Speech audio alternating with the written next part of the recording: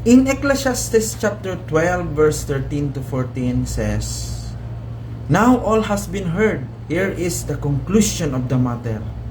Fear God and keep His commandments, for this is the duty of all mankind."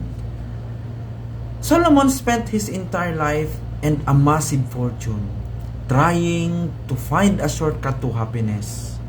Nasa kanya na ang lahat, kayamanan at kapangyarihan, subalit nasabi niya pa rin na ang lahat ng ito ay walang kabuluhan.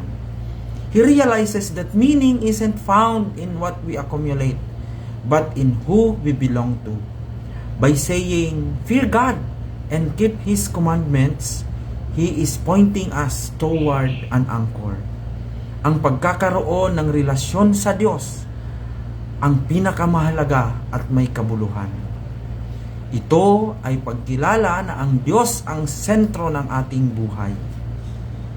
When we stop trying to focus on material things and start trusting God, the meaningless chores and fleeting moments of our lives suddenly take on eternal weight. Every small act of kindness and every quiet moment of integrity matters, because it is seen by the eternal.